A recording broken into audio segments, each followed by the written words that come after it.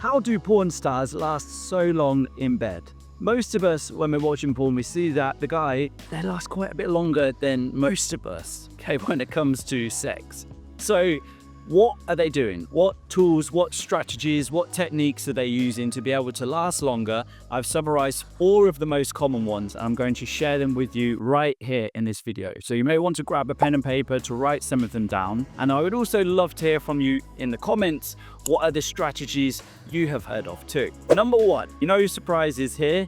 Medication. Okay, as we go through these 4, I've tried to balance them with things that we can use and things that we should be avoiding. This is definitely an avoid, going in the avoid bucket. So medication, things like Viagra, whether it's pills, whether it's injections, whether it's other forms of supplements, this is common practice for male porn stars. Why is this going in the avoid bin? Because quite honestly, it leads to empty sex. It can feel like, okay, fine, I have an erection sometimes. Most of the men I speak with, 50% of the time it works, 50% of the time the pills, the medication doesn't work. But even when it does work, it feels like our body's there, but we're not really feeling it. And most of us don't want to have to think about taking pills and what time do I have to plan this. Number 2, taking a break. Okay, this is going in the do it bucket rather than the avoid bucket. Okay, so we've got the avoid bucket and the do it bucket. Taking a break.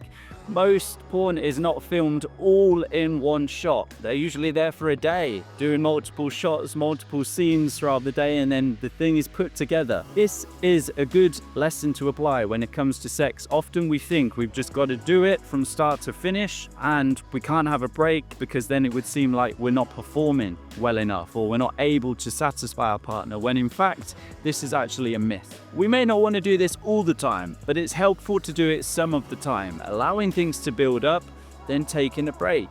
Whether it's going back to kissing and oral things, okay? Whatever way you want to, but just taking a break, or even if it's taking a break to watch a movie and then coming back to it.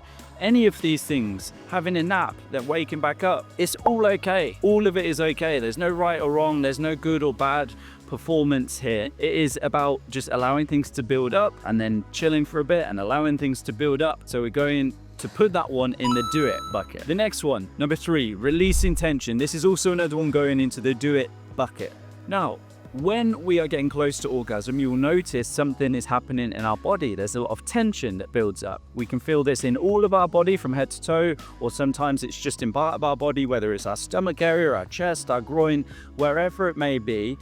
Orgasm requires tension, and as we build up to orgasm, it's like imagining we're getting tighter and tighter and tighter, and then when we orgasm, the tension is released. But actually, we're able to create that release before the orgasm, which allows us to last for longer. Now, this takes a bit of practice, but the beauty is we can practice this by ourselves or when we're with our partner. So I want you to imagine now, squeezing, you can actually do this. Squeezing like as if you're holding your bladder, okay? If you imagine that you needed to go to the toilet, out the front or the back, but you're squeezing, that feeling, and then release.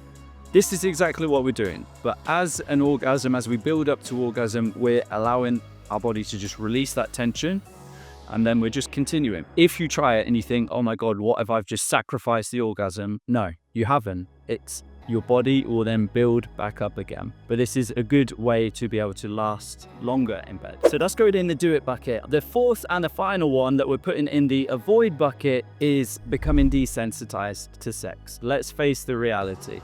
When porn stars are having sex, and it's not making love, it's having sex, there is not the same feelings of connection, the same feelings of chemistry, the same feelings of passion, of lust, of intensity, of desire, of eroticism. It's not that. It's just the mechanical act of sex and some pretend noises, right? Or maybe some pleasure, but it's just based on the physical. Nothing to do really with the mind, the emotions, feeling the connection. I'm sure you can imagine, and this makes sense, when this becomes your job, you become desensitized in a way to sex. You're turning off the emotions, turning off the feelings, turning off the connection of sex, and it's just about getting the job done, ultimately to get paid for it. This is not the kind of sex that we want to be having with our partner. So as much as sometimes we can think, oh God, that looks incredible, I wish I could do it like that, or wish I could stay that hard, or wish I could perform that way, the reality is becoming desensitized to sex is one way. one strategy to last longer, because it means that we don't have the same levels of concerns, worries, that wanting to satisfy the person, wanting to be with the person, wanting to feel the connection and everything that comes with that. When we're desensitized to sex, it's just sex. So that's going in the avoid bucket. And if you found this video helpful, in the bottom right hand corner you will see a button that says subscribe. Click on that button so that you can get the latest brand new videos and tools as I shared them. These top 4 tips. Number 1, medication. That's going in the avoid it bucket. Number 2, taking breaks. That's going in the do it bucket. Number 3 is releasing tension and then building back up again. That's going in the do it bucket. And number 4 is desensitizing ourselves to sex. That is going in the avoid it bucket.